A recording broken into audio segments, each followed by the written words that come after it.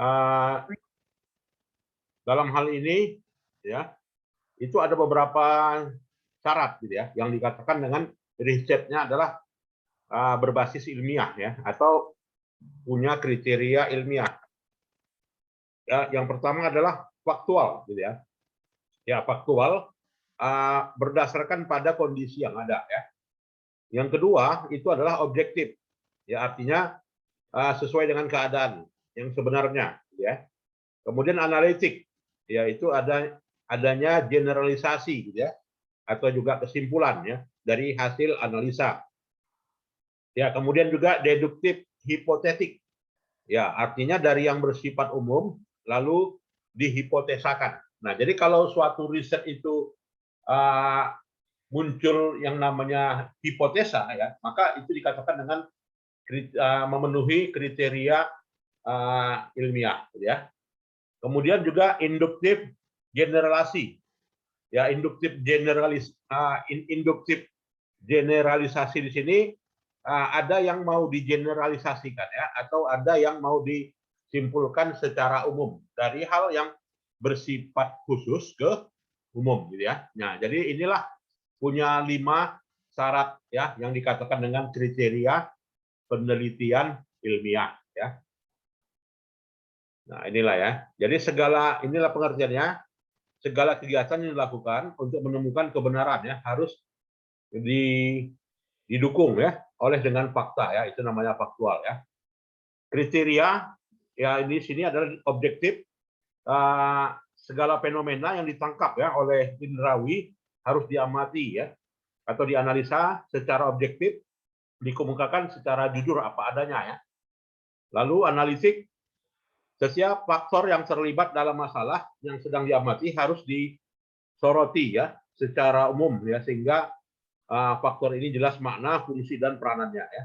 Deduktif hipotetik, ya, berarti penjelasan fenomena didasarkan pada teori-teori terdahulu yang sudah ada, ya.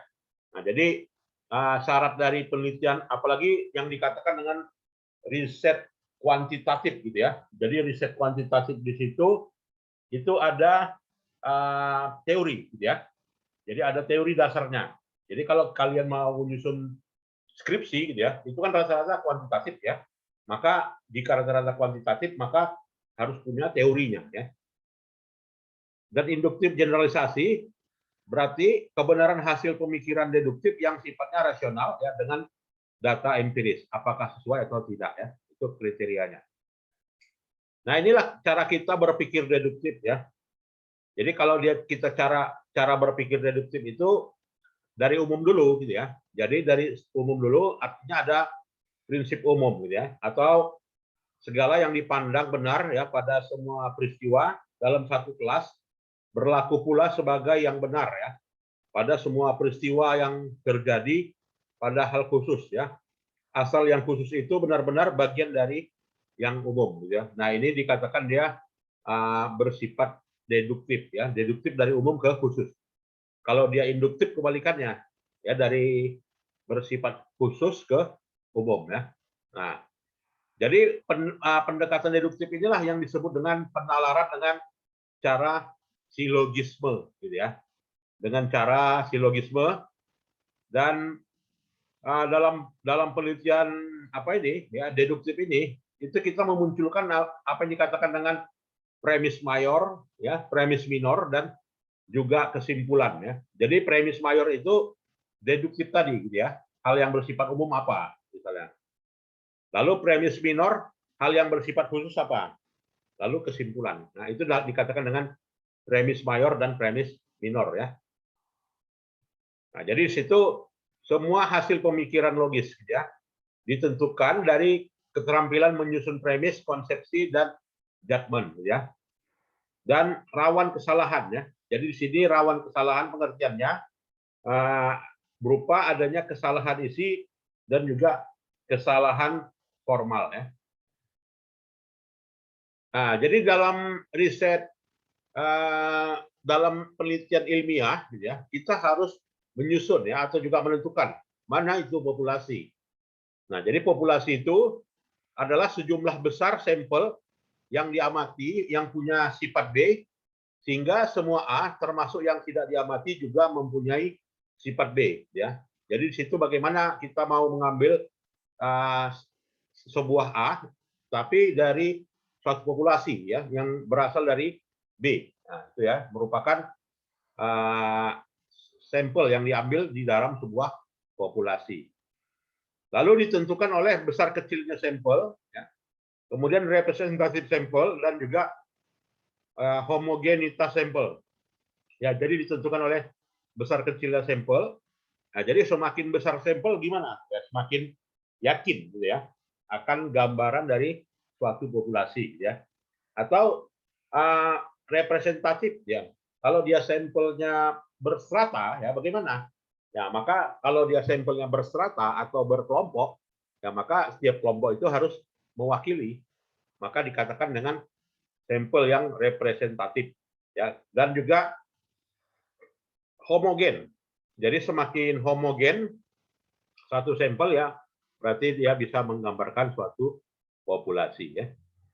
Nah, jadi di situ dari sampel itulah nantinya kita bisa simpulkan, ya, atau juga generalisasi secara empiris, ya. Nah, jadi di sini penalaran deduktif maupun juga induktif itu semuanya dari teori, ya. Jadi apapun itu, ya semuanya dari teorinya, ya. Yang dipraktikkan itu ada teorinya. Jadi dari teori itulah nanti telurnya hipotesa, ya, atau hipotesis.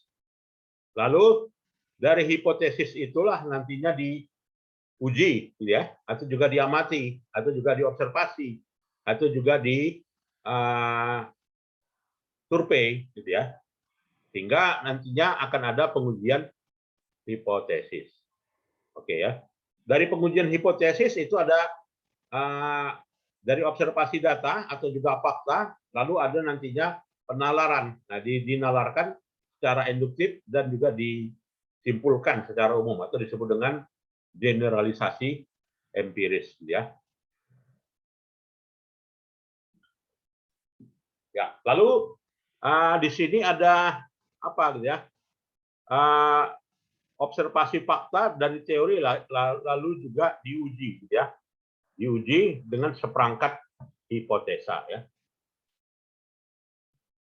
Nah, bicara desain penelitian, gitu ya, itu adalah desain penelitian itu merupakan blueprint, nah, itu ya, bagi peneliti. Artinya perlu disusun terlebih dahulu sebelum penelitian itu dilaksanakan. Jadi desain penelitian itu ditentukan dulu, gitu ya. Jadi desain penelitian ini memberikan petunjuk, gitu ya, atau arahan yang sistematis kepada peneliti tentang kegiatan apa yang harus dilakukan, kapan dilakukan, ya, dan bagaimana cara melakukannya, gitu ya. Dan dalam desain penelitian ini kategorinya bisa kategori penelitian deskriptif. Ya, penelitian deskriptif adalah, ya, penelitian yang disusun untuk memberikan gambaran, ya, secara sistematis tentang informasi ilmiah yang berasal dari subjek atau juga objek, ya, yang berasal dari subjek atau juga objek. Apa itu subjek penelitian? Apa itu subjek? Apa itu objek? Ya, kalau misalkan kalau kita meneliti kualitas laporan keuangan, itu subjek atau objek?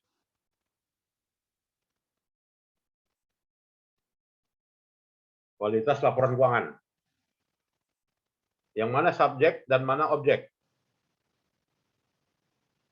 Kalau menurut saya, Pak, kualitas laporan keuangannya itu subjek dan objeknya itu laporan keuangan, Pak. Ya, betul. Jadi objeknya itu adalah laporan keuangan yang diamati, gitu ya, yang mau dianalisa. Misalnya laporan keuangan perusahaan go public, nah, atau laporan keuangan kabupaten kota, itu adalah objeknya, gitu ya. Sedangkan subjeknya, ya, yang merupakan, ya, komponennya, gitu ya, atau juga yang mau diteliti, ya, dari laporan keuangan tersebut, ya. Nah, jadi deskriptif ini, apakah suatu penelitian deskriptif itu adalah bersifat penelitian ilmiah? Tentu saja, gitu kan.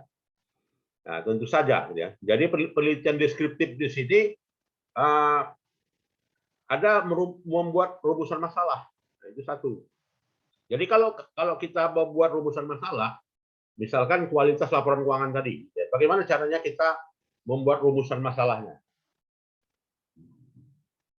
Gimana caranya? Nah, dalam merumuskan masalah itu harus ada tanda tanya ya, atau juga mark question. Apakah? Nah, misalkan bagaimana?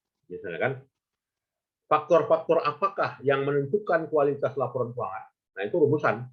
Nah, merumuskan masalah. Jadi kalau kita mencari masalah, faktor-faktor apa yang menentukan kualitas laporan keuangan? Nah, itu ya. Atau juga merumuskan tujuan. Nah, jadi faktor-faktor apakah yang menentukan kualitas laporan keuangan? Tujuannya adalah penelitian ini bertujuan untuk meneliti faktor-faktor apa, faktor-faktor penentu kualitas laporan keuangan. Itu tujuan ya. Lalu mengkaji pustaka. Nah, jadi dalam mengkaji pustaka, ya di sini kita harus menelaah teori yang relevan.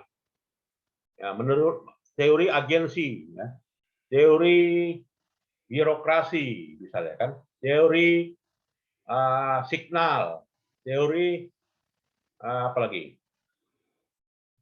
Teori apa lagi yang ada yang pada akuntansi? Banyak ya. Kemudian menentukan sampel. Nah, sampelnya ini penting gitu ya. Jadi kalau misalkan populasinya 1000 gitu ya, maka sampelnya bagaimana biar supaya representatif ya atau juga proporsional. Ya, tadi syarat sampel adalah representatif dan juga proporsional ya. Atau juga menggambarkan dari keseluruhan populasinya. Nah, bagaimana caranya?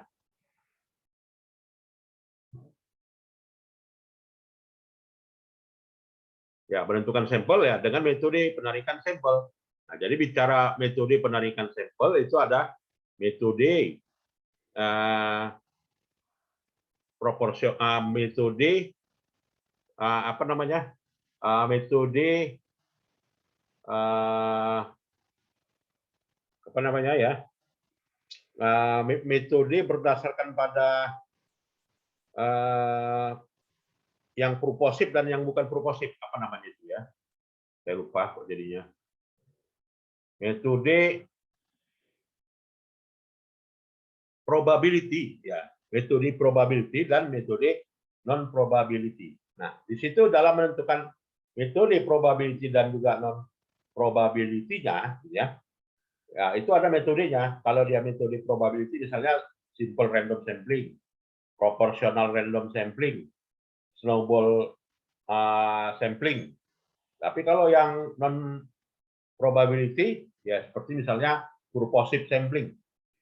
Nah, penentuan sampel berdasarkan kriteria yang diinginkan oleh peneliti ya. Lalu menyusun instrumen. Nah, menyusun instrumen di sini bagaimana? Ya, alatnya apa, metodenya bagaimana, uji asumsi klasiknya apa gitu kan. Uji kualitas datanya bagaimana gitu kan. Nah, itu adalah menggunakan pendekatan yang menentukan instrumen penelitiannya.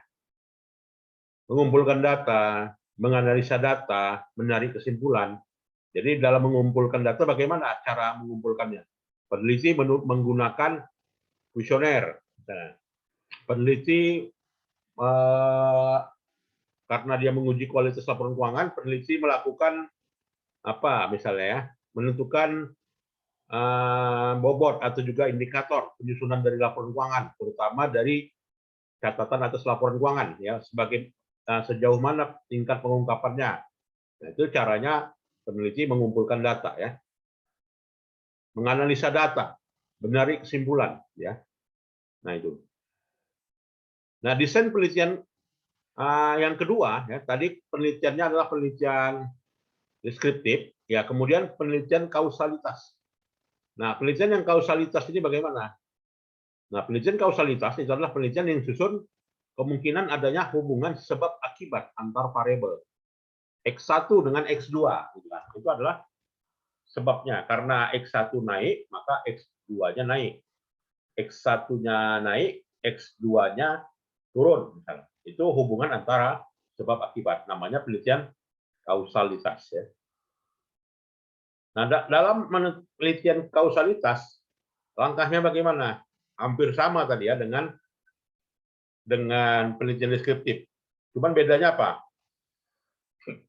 Penelitian deskriptif tidak ada hipotesa ya, tapi penelitian kausalitas adanya hipotesa. Itu bedanya.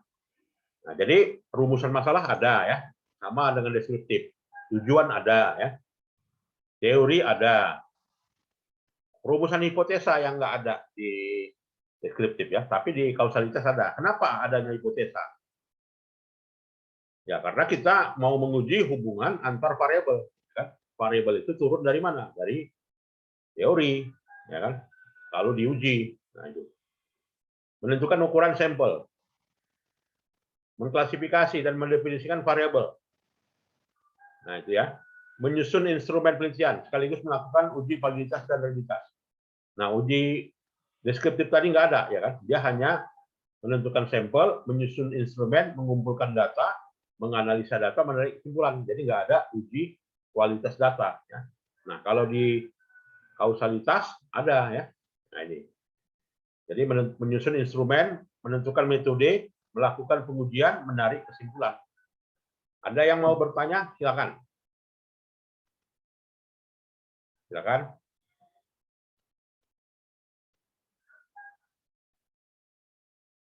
Baik, kalau tidak ada lanjut. Lalu desain korelasional. Nah, desain korelasional ini ada nggak hipotesa kira-kira? Ya, bedanya antara desain kausalitas dengan korelasi bagaimana? Kalau tadi hubungan antar variabel, kalau di sini korelasional menentukan besarnya pengaruh, besarnya hubungan ya. Sama-sama menentukan hubungan, ya. Tapi dalam penelitian kausalitas ada hubungan atau tidak. Sementara penelitian korelasional itu bukan hanya ada atau tidak hubungan, tapi besarnya hubungan, nanti ya, atau besarnya koefisien korelasi namanya. Nah, jadi langkah penelitian korelasi tidak berbeda jauh dengan desain penelitian kausalitas, ya. Tidak berbeda jauh ya dengan penelitian kausalitas. Mungkin ada yang mau diskusi, silakan. Sebelum kita lanjut.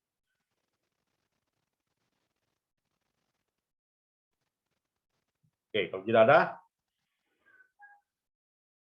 Nah, lalu penelitian tindakan, action. Nah, jadi penelitian tindakan itu adalah tindakan desain penelitian yang disusun untuk melakukan perbaikan terhadap kegiatan yang sudah dilakukan sebelumnya. Ya.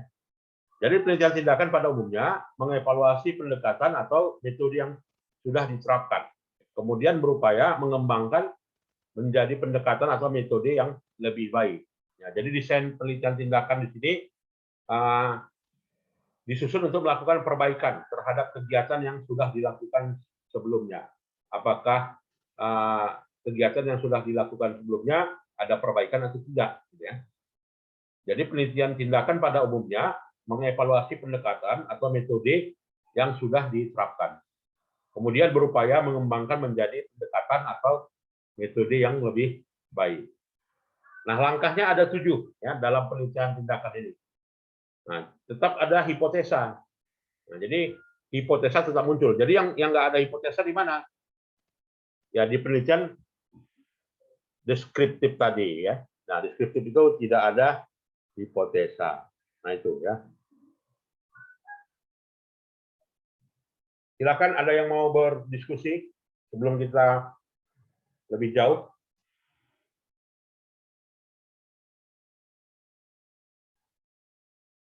Baik, kalau tidak ada, jika diperlukan ya apa ya, membuat desain yang cocok dengan kondisi lapangan. Nah, jadi kita harus buat tindakan yang cocok di lapangan bagaimana menentukan kriteria evaluasi dan kriteria teknik analisa data yang diperlukan untuk menjawab permasalahan. Ya. Kemudian mengumpulkan data, ya, menganalisa dan menginterpretasikan hasil serta menyusun laporan. Ya. Nah, berikutnya jenis penelitian berikutnya adalah penelitian eksperimental. Jadi penelitian desain eksperimental, ya, penelitian yang disusun untuk meneliti adanya hubungan kausalitas mengenai sikap, ya, attitude antara kelompok yang diberi perlakuan dengan kelompok yang tidak dikenai perlakuan. Nah, jadi namanya ada disebut dengan pre-test, post-test control group, atau juga post-test only control group. Nah, ini namanya penelitian eksperimental. Ya, jadi penelitian eksperimental semu adalah penelitian yang disusun untuk memperoleh informasi yang merupakan perkiraan bagi informasi yang dapat diperoleh melalui eksperimen yang sebenarnya dalam keadaan yang tidak memungkinkan untuk memanipulasi semua variabel yang relevan.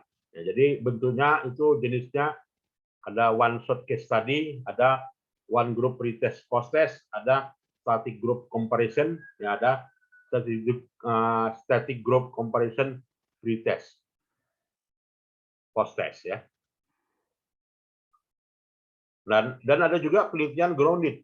Nah, penelitian grounded itu adalah penelitian yang disusun untuk membuat generalisasi empiris, ya, menetapkan konsep serta membuktikan dan mengembangkan teori. Nah, jadi teorinya udah ada ditemukan, maka dikatakan dengan penelitian grounded, ya. Artinya mengembangkan teori. Jadi bukan menemukan teori, tapi dia membuktikan dan mengembangkan teori.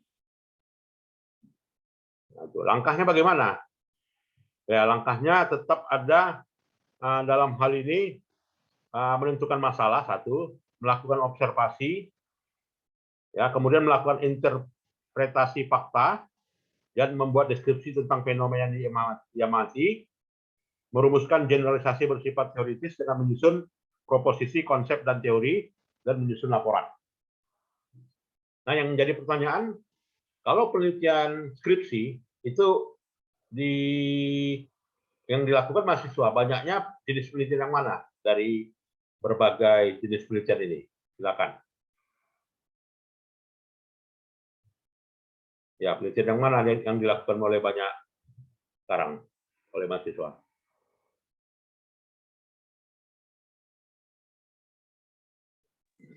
Izin menanggapi, Pak. Ya, silakan. Menurut saya, penelitian yang banyak dilakukan mahasiswa, ya terkhusus penelitian di bidang skripsi ya, Pak. Ya. Yang saya lihat itu kebanyakan penelitian korelasi, yang mana mencari hubungan antara variabel-variabel seperti beberapa skripsi-skripsi abang-abang tingkat banyak menghubungkan variabel X, variabel bebas yaitu lebih banyak tuh. Misalnya bahwa variabel bebasnya itu ada 5, terhadap variabel terikatnya itu hanya 1. Dan intinya penelitian-penelitian yang saya lihat di akuntansi terkhusus di USU ini lebih kepada condong penelitian korelasi, Pak. Sekian dan terima kasih, Pak. Ya. Ya, jadi kalau penelitian korelasi, dia ada kata yang harus dibawa garis bawahi. Korelasi itu adalah mencari hubungan, kan gitu ya, hubungan. Jadi ada kata tadi terhadap. Nah, hubungan itu apakah ada kata terhadap kalau dalam bahasa Indonesia? Saya berhubungan dengan si A, atau saya berhubungan terhadap si A. Nah, itu ya. Mana kalimat yang tepat?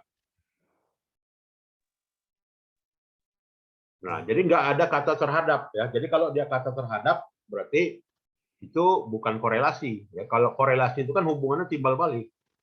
Ya, timbal balik itu apakah ada hubungan antara roti ya dengan mentega? Nah, itu kan ada hubungan nggak antara roti dengan mentega? Ada, gitu kan. Roti tanpa mentega saling melengkapi, gitu kan. Kalau dibedakan, apakah ada pengaruh mentega terhadap roti? Kan beda ya. Apakah ada hubungan antara mentega dengan roti, atau apakah ada pengaruh antara mentega terhadap roti?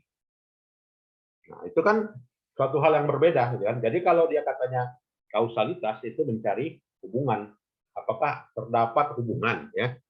Kalau korelasi tadi juga, apakah terdapat hubungan? Bedanya antara kausalitas dengan korelasi, kalau dia kausalitas tadi, itu mencari apakah terdapat hubungan. Tapi kalau dia korelasi, mencari besarnya hubungan. Nah, itu bedanya antara kausalitas dengan korelasi. Jadi sebenarnya korelasi dengan kausalitas itu sama. Nah, jadi yang banyak dilakukan oleh mahasiswa adalah penelitian deskriptif. Nah, katanya ya kan. Kenapa banyak deskriptif? Ya, karena mahasiswa banyak melakukan analisa. Misalnya kualitas laporan keuangan, kan itu kan dia menggambarkan ya, apa saja kualitas laporan keuangan. Laporan keuangan itu dikatakan kualitas, berkualitas pertama memenuhi syarat ya. Yang pertama adalah relevan katanya ya kan. Yang kedua reliability, andal ya. Yang ketiga timeliness, tepat waktu. Kan itu kan. Yang keempat completeness, lengkap katanya kan. Itu kan semuanya menggambarkan gitu kan. Lalu ditambahkan gitu ya. Desain penelitian ini adalah penelitian deskriptif kuantitatif. Nah, katanya kan. Jadi kalau katanya penelitian deskriptif kualitatif dengan penelitian deskriptif kuantitatif itu berbeda. Jadi kalau penelitian deskriptif kualitatif itu tidak menggunakan hipotesa ya, hipotesis. Tapi kalau dia penelitian deskriptif kuantitatif, maka variabel-variabel tadi diuji secara kuantitatif. Nah, maka yang banyak dilakukan di kampus ya, terutama di ekonomi USU itu adalah aliran kuantitatif ya, atau desain penelitian deskriptif yang paling banyak ya. Sejauh itu ya deskriptif kuantitatif, cuman melihat pengaruh kan gitu kan, bukan melihat hubungan. Nah, jadi beda ya. Kalau bahasa Inggrisnya apa? Pengaruh dengan hubungan. Apa istilah bahasa Inggrisnya? Kalau dia pengaruh, influence gitu kan, atau impact of kan gitu ya. Tapi kalau dia hubungan, relationship, to correlate. Nah, correlated itu hubungan gitu ya. Kalau influence ya berpengaruh. Nah, itu ya. Nah, jadi yang banyak dilakukan oleh mahasiswa itu adalah penelitian yang pertama ini ya, deskriptif kuantitatif. Grounded jarang ya. Jarang mahasiswa yang meneliti mau membuktikan hipotesa, mau membuktikan teori signaling. Ada nggak yang mau meneliti, mau membuktikan teori signaling? Benar nggak teori signaling itu? Benar nggak teori agensi itu?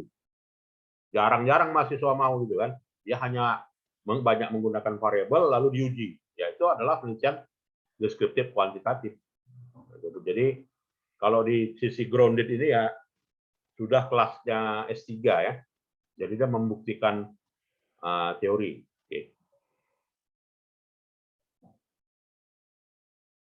Atau dia mengembangkan teori. Teori grand teori itu udah usang katanya kan.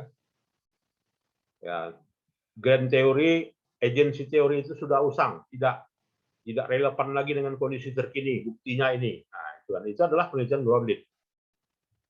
Signaling teori tidak relevan lagi dengan kondisi terkini. Nah, itu adalah penelitian grounded. Gitu kan? Tapi kan mahasiswa nggak sampai membahas sejauh sana gitu kan.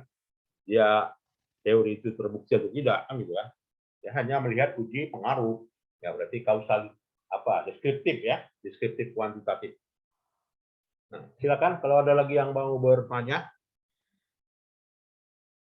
Oke ya. Nah, tahapan penelitian meliputi menetapkan masalah satu ya. Jadi harus ada masalahnya ditemukan ya. Apa masalahnya? Kalau udah ada masalahnya, maka cari teori yang relevan. Nah, teori yang relevan yang kedua ya. Sudah dapat teori, baru hipotesakan. Teori itu yang berhubungan dengan masalah ya. Lalu susun hipotesa. Setelah susun hipotesa, lalu uji hipotesa. Ya, setiap hipotesa itu diuji. Bagaimana caranya kita mau melihat hipotesa itu diterima atau ditolak? Maka dilakukanlah pengujian. Nah, kalau bicara melakukan pengujian, maka kita perlu alat bantu gitu kan untuk melakukan pengujian. Nah, itu alat bantunya apa? Ada statistical tool gitu ya. Ada yang mau pakai SPSS nggak usah lagi ya. Pakai SEM. SEM-nya pun ada SEM basis varian, SEM basis kovarian. Gitu kan. SEM basis varian itu diantaranya misalnya dengan Smart PLS, ya. Nah, misalnya dengan Watt PLS, ya, misalnya dengan Israel, itu SEM basis kovarian. Ya. Lalu menarik kesimpulan. Gitu ya. Nah, jadi di sini inilah langkahnya, ada 5 ya. Nah, tahapan penelitian. Nanti kalau ditanya orang tua di sana, Pak, saya sedang melakukan penelitian.